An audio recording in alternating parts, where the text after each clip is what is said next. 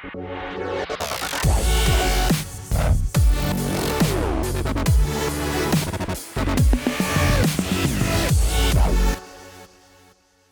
and welcome to Interactions Thrivalism. I'm Toby Brown, Interactions Head of Marketing, and this week I'm talking to Natasha Wallace. Natasha is the author of The Conscious Effect, and she's the CEO at the Conscious Leadership Company, and we discuss, how to improve well-being and personal and organisational performance through being more conscious. It's a really interesting, wide-ranging chat with lots of personal takeaways. I really enjoyed it. I hope you do too.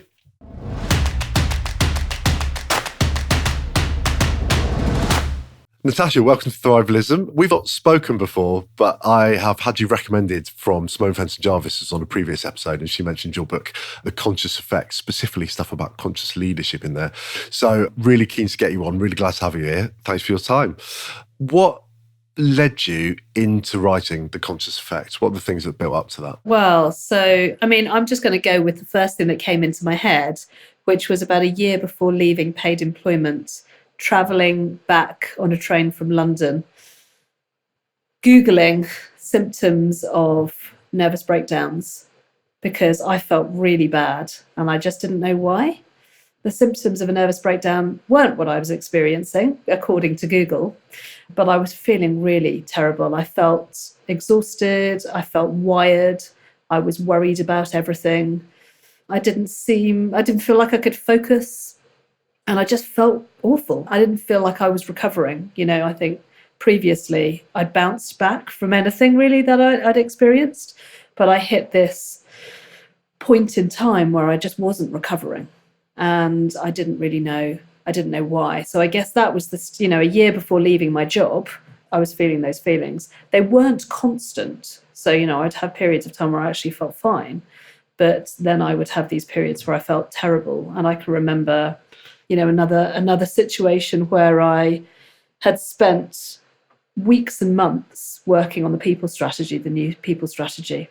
I was an HR director at the time.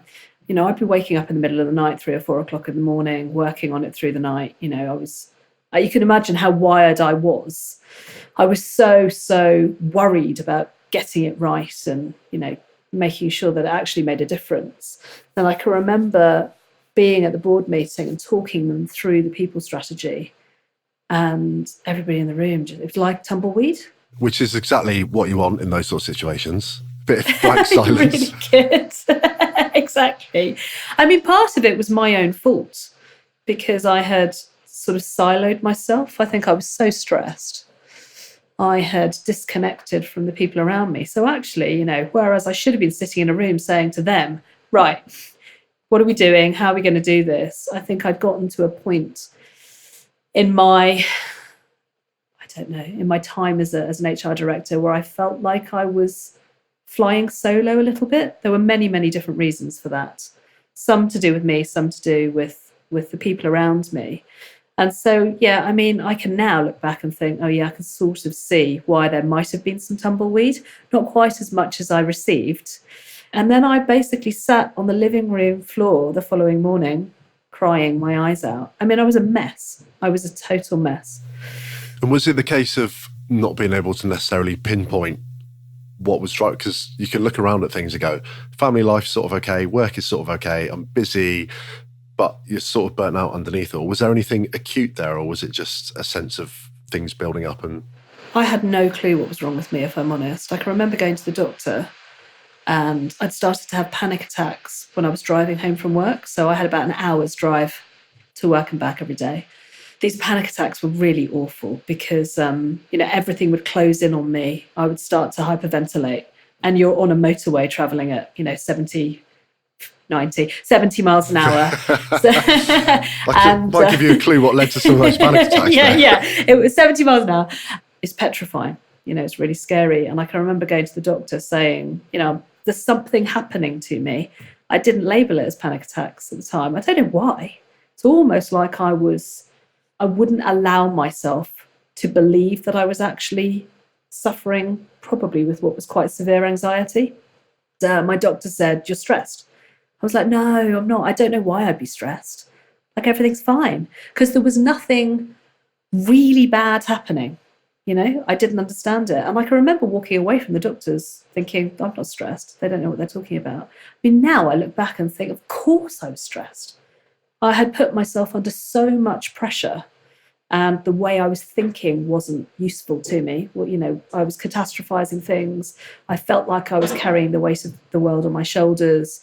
I felt a huge burden of responsibility to be good at my job and to make a difference in the workplace, to create, the strapline for our people strategy at the time was creating the best place to work.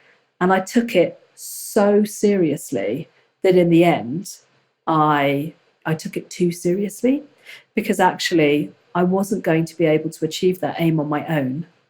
And I think, going back to your point about what was really going on, what was really going on, it was a combination of me working way, way too many hours. I mean, I was just exhausted most of the time. And of course I had young children. So, you know what that's like. That's tiring in itself, because you're never off duty.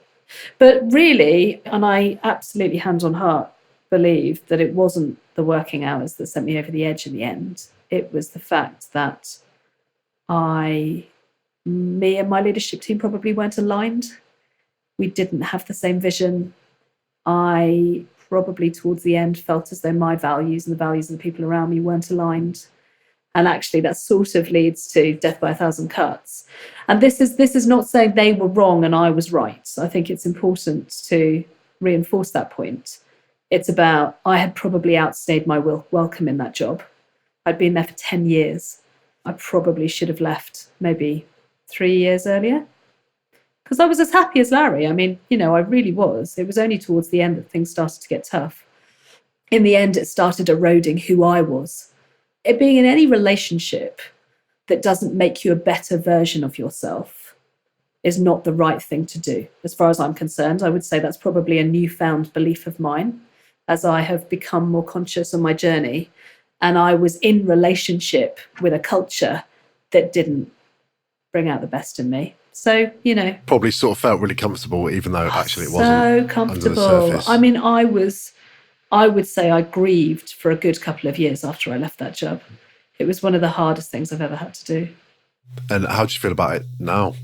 I mean, sort of the making of me. I now feel as though I can be myself. I've got different types of pressures. I've now got my own business and we've got a startup, and it's still pressure, but I'm in control of that pressure. And I fit where I am because I have created this environment where I'm doing what I love. I'm working with other people who buy into what we do. So that just makes such a massive difference to your day-to-day working life.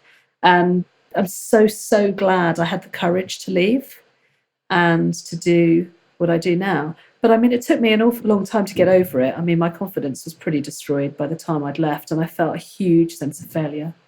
Yeah, and that is very hard to rebuild organically, isn't it? Without putting in a lot of effort and without life helping you with it, with circumstance and finding new opportunities and stuff. Let's bounce on to the next stage in that journey then, because obviously in between then and now, you've written a book, you've done a lot of thought about well-being in the workplace, what creates brilliant workplace cultures, that sort of stuff. So what were the first seeds of the book, and how did you get started on writing it, and what were your thoughts when you were putting it together?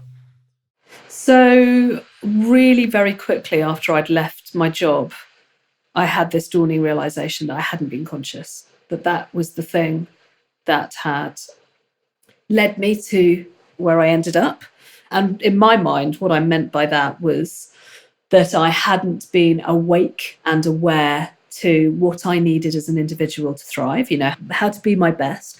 I don't think I had ever had that thought before, which was, how do I stay at my best? I don't think I'd actually even ever thought that thought, if I'm honest.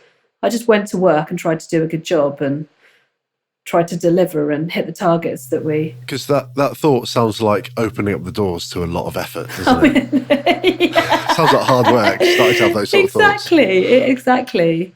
It ends up not being a huge amount of effort once you have, I guess, shifted your mindset into a place where being your best self is actually about taking care of yourself and understanding yourself and being able to create an environment where other people are happy too. I mean, that's an important part of consciousness. It's about being awake and aware of yourself, but also being much more aware and intentionally aware of what is going on around you so that you can respond to it. As leaders, we can become incredibly arrogant. We can love the sound of our own voice. We can assume that we have to come up with all of the answers because we are leaders. And, the term empower does to some extent mean giving away some of your power. And I think for leaders, that can be incredibly hard. So, in answer to your question about what led me to write the book, once it had sort of dawned on me that I hadn't been conscious, but apart from, I went through then a few weeks of totally beating myself up for not being conscious and therefore, not... Did you beat yourself unconscious? Thankfully, I just about managed to get away with that. I didn't go that far.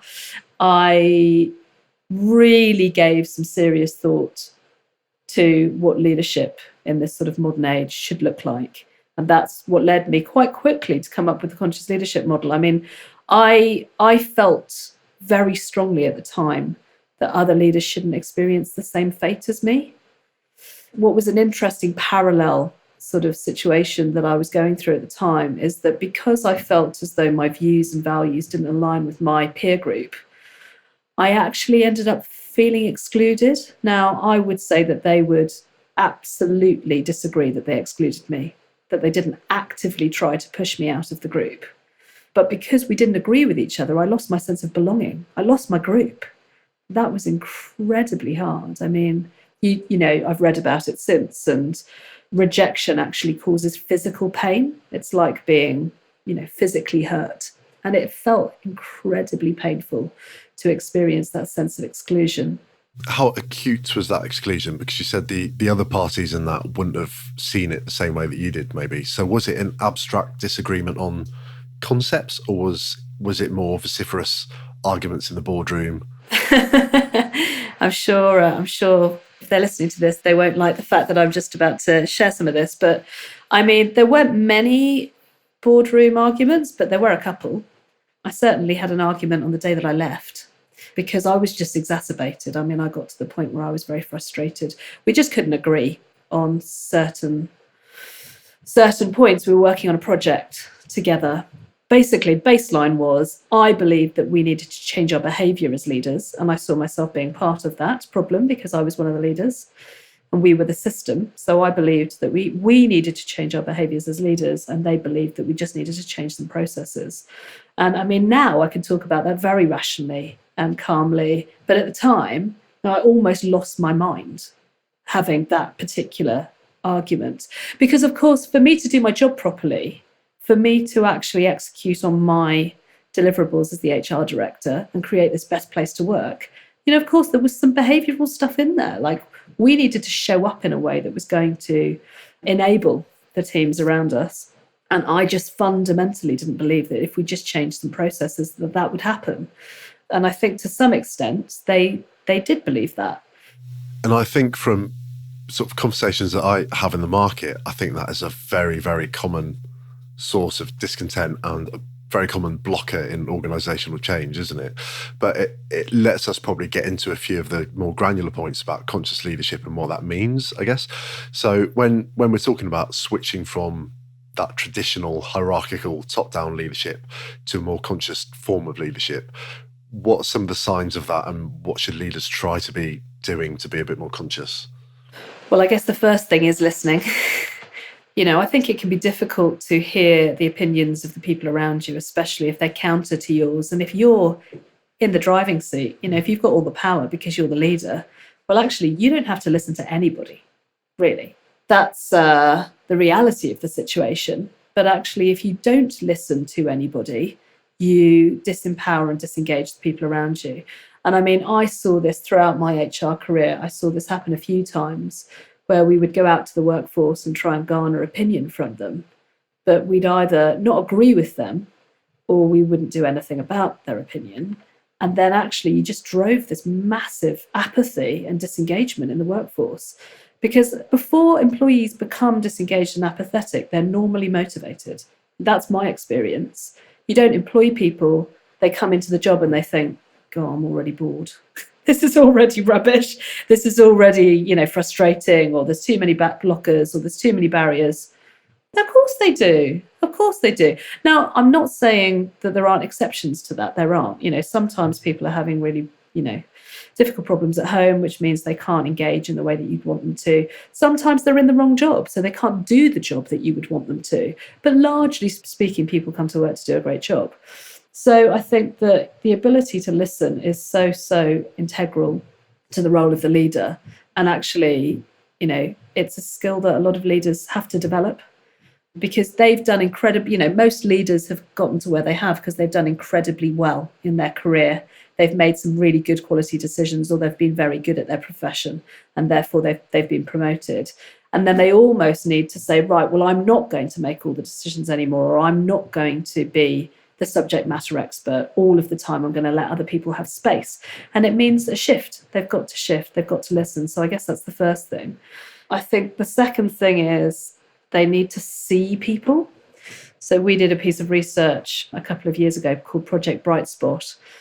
I'd read a book called Switch by Dan and Chip Heath, and they'd talked about the fact that often in organisations, we focus on what's not working, and we try and build from that. So you sort of build from a deficit, whereas the idea of this book was about building from the bright spots, because that's where the energy is. In the same way as neuroscience now shows us that if we build on our strengths, the neural pathways in our brain become much, much stronger than if you try to build on a weakness, in which case the neural pathways will never become as strong.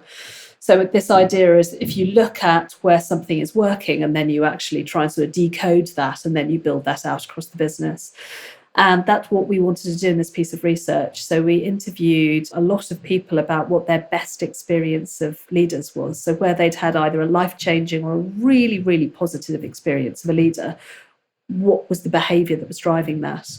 And apart from being heard, so the listening point, and a second point was about being seen.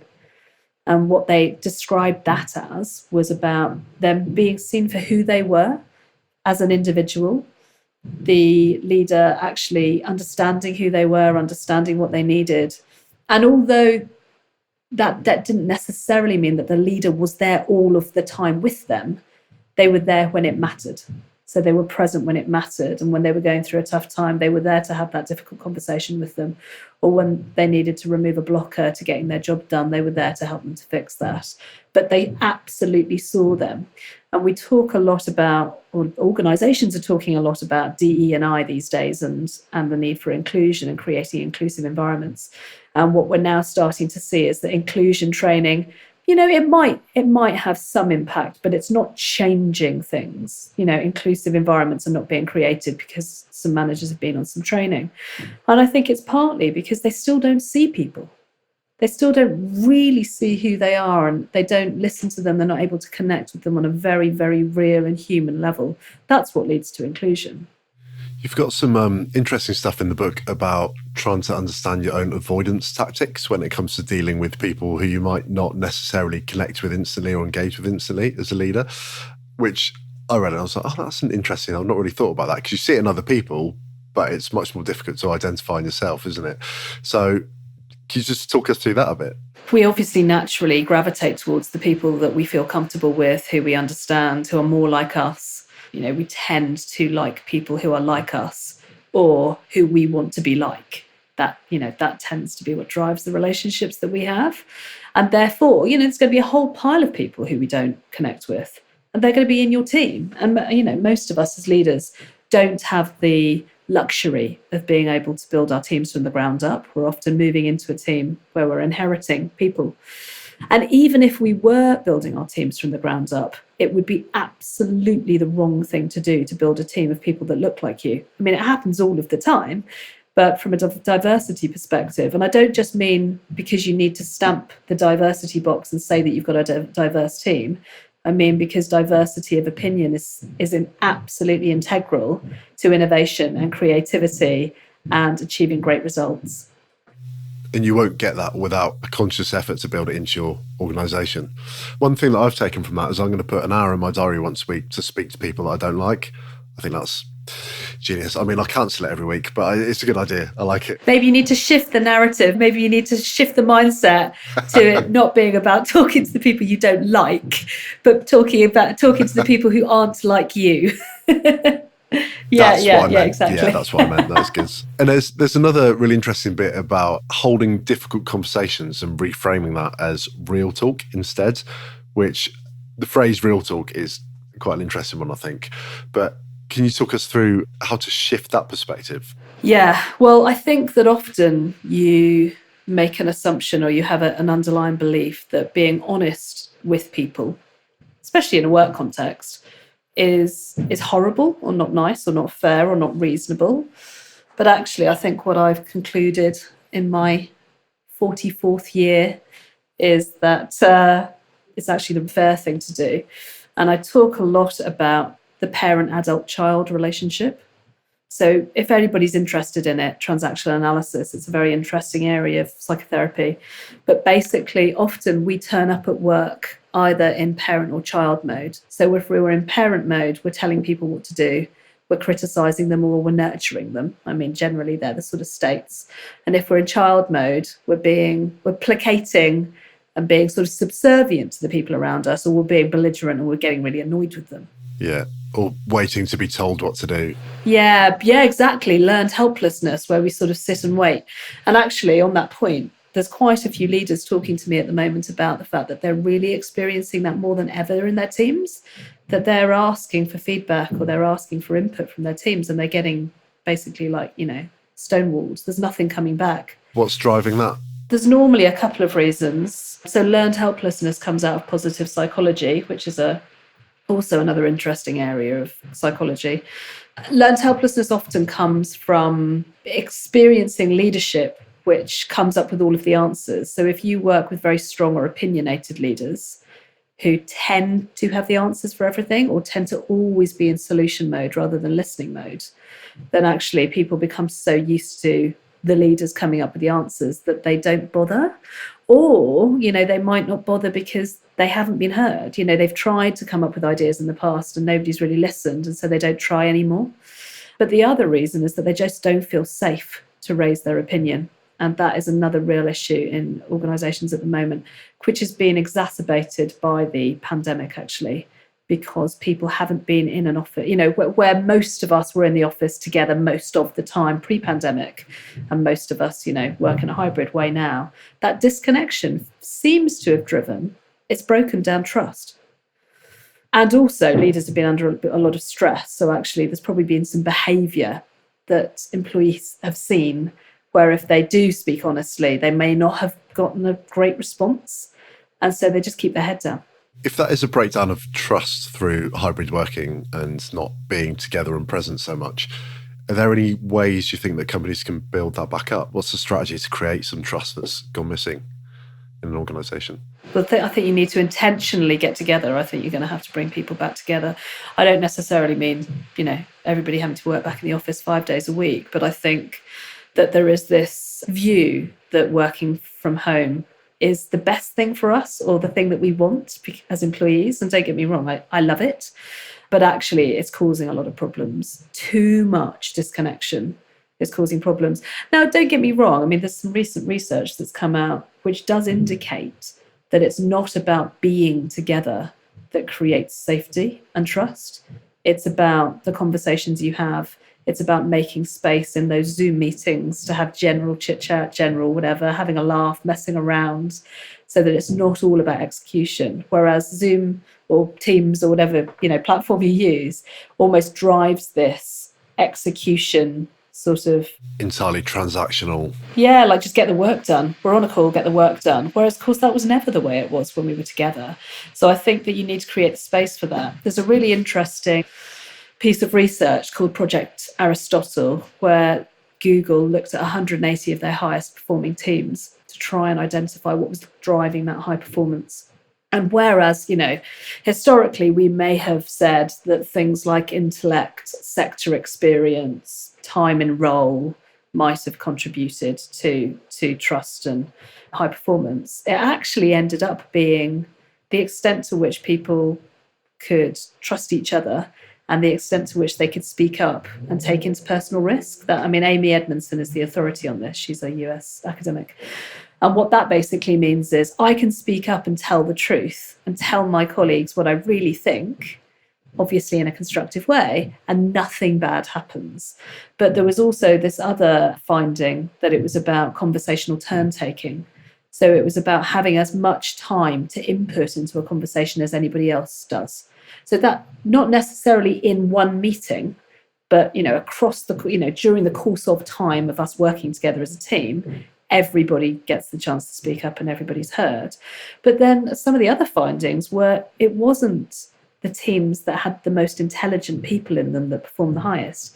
It could be sort of the mid-level in terms of intelligence, but they had a laugh and they weren't always focused on getting work done. And I think that's really interesting because I think the pandemic has driven this behavior, which is largely about getting work done. And it's even when you're on Teams and Zoom calls sometimes and there is space to have a bit of a chat and a bit of more social stuff, it feels like that is an agenda point and a box ticking item, and it's like 5 minutes of banter about the weather and a bit of chat about the shelf behind you, and then crack on. So even that feels really forced, isn't it? Really hard to try and make that feel organic and natural and actually fun. I think you need to talk about it as a team. I think you need to figure it out. We're constantly trying to figure it out in our own team. And of course, sometimes we overcorrect. So, like I turned up to our management team this week and said, we just need to get straight into it, guys, that we've got a lot to do. Sorry, we call it fiery red. So I'm showing my fiery red characteristics here, but we're just going to have to get straight into it, knowing that we've got an offsite next Monday and Tuesday. We're going to have loads of time to chat. But I was very explicit about that, recognizing that if we take all of the chat and banter out of all of our meetings, things are going to dry up a bit. So I'm really mindful of that. It's really tricky to get the balance right in that. I think I'd probably go too far the other way sometimes. I think one of the other things that comes off of that, and some of the leadership styles you talked about earlier, I've heard referred to as servant leadership and leading from the front and those sort of things too. And part of that is about vulnerability, and vulnerability is often perceived as obviously negative and has got lots of negative connotations, but you talk a bit about the positive sides of showing vulnerability as a leader sometimes. So what are some of those positives you might get out of that? Well, so I think one of the things, so we use a psychometric tool, our conscious leader psychometric, and one of the things I speak to a lot of leaders about who've got really high resilience levels, so that's one of our 5 dimensions of conscious leadership, is that by always showing that you're strong and almost untouchable, and a lot of leaders are, because that's why they're leaders, you do create a very, very high bar for others to deliver against. And actually, there is a huge downside to that because people don't bring their true selves to work. So you do not want to get into a situation with your team where they're suffering in silence. And sometimes a side effect of being a very strong leader who doesn't show any vulnerability at all almost sort of looks like they never suffer, they're never challenged, they never feel bad, they never have a down day, is that the rest of the team may feel as though they can't have a down day, or they certainly can't be honest about having a down day. And once again, if you've got somebody sitting at home or wherever they are, suffering and not talking about it, you don't want that. It's going to impact performance. You'd rather have, or I would hope that leaders would rather have a situation where somebody comes and says, I'm not actually able to do my job properly at the moment because of X, Y, and Z, or this particular relationship at work is really causing me some issues and it's really impacting me. I feel pretty rubbish as a consequence of it. I'd rather, as a leader, my team come to me and have that conversation with me so we can solve it together than performance is knocked because they're staying silent. So that's one area in which vulnerability is important. But also, how do you connect with somebody? How do you build trust? Unless you show some level of vulnerability, you have to let them in. Now, I'm not saying that leaders need to turn up and say, I'm having a really difficult time at home at the moment. My marriage is, on the rocks. I cried myself to sleep last night. That's not the expectation. But to have a leader, when somebody is experiencing a challenging time, who turns around and says, I totally get it. Absolutely get it, because I've been there before myself. And what happened for me is this, and this was the outcome. Yeah, I mean, God, I think you build more loyalty and commitment and trust and all of the things you need for high performance in teams if you can be that leader. And I think the other angle, which isn't really wellbeing related, but is when leaders admit they don't know the answer to things, and their team can watch them figure it out, and their team can suddenly see how their leaders grow and how they develop and how they have a growth mentality and find the answers to questions, and then can mimic that behavior, as opposed to a leader just going, yeah, I know that, we're going to do this is the way to do it. It's a very different culture, isn't it? That touches on the growth mindset stuff a bit, I guess, which you mentioned in the book quite a lot too, and I think that's the point we'll probably conclude on. But can you just give me an outline of what a growth mindset is for an organisation and what some of the signs are that one has adopted it? And then if you're an organisation and you think, I haven't got a growth mindset, but we need to start thinking that way, what are some of the things you can do to start heading down that path? Okay, so growth mindset, for anybody that wants to read around it, is an idea that was popularised by Carol Dweck, who is another US academic, and it's quite prevalent in schools. But it's this, and there has also been some criticism, actually, of growth mindset from an academic perspective. But I mean, I hand on heart say that if I see a team that's got growth mindset, they will absolutely be performing better than a team that hasn't got it. So what does it look like? It is this idea that we're constantly learning and evolving, leaders included, that we won't have all of the answers. Sometimes we need to change our mindset. Sometimes we need to unlearn. We don't actually unlearn anything because it's all up there. We just make new ideas and thoughts and ways of doing things stronger than the old ways. So it's about learning new ways to do things. And also as a leader, you don't get into a leadership role and you're like, right, I'm sorted now, I'm done. I've learned everything that I wanted to learn or that I need to learn to be successful in this role. It's everybody else that needs to learn. I mean, no. I mean, leadership you've got to master leadership. It's a very difficult job to do well. And actually, when you get leaders turning around and saying, it's not me, it's them, I would argue that a lot of the time that's not actually true. It could be both of you, but it's certain, as a leader, you certainly have a part to play in it. And unless you recognise that, unless you recognise that you are a sort of work in progress, that you have to evolve as an individual, I think you'll often draw the wrong conclusions. So I think that I often speak to leaders who are saying, they aren't doing what I want them to do or what I need them to do, and it's frustrating me. And I was one of those leaders. And I would say, well, what are you doing? What are you doing that's driving the behaviour that you're seeing? Because most of the time the leader plays quite a key role in that. So unless you're willing to put your hand up and go, oh yeah, actually I'm not doing it right, or I need to do it differently, or I need to do it better, or I need to change, or I need to learn, or I need to grow, then I just don't think that you are going to optimize your performance as a leader. A lot of leaders close themselves off. Ego is the driver a lot of the time. And I mean, I was this leader. I mean, I'm speaking from a position of experience. I probably at times was a bit arrogant and didn't feel as though it was me that needed to change.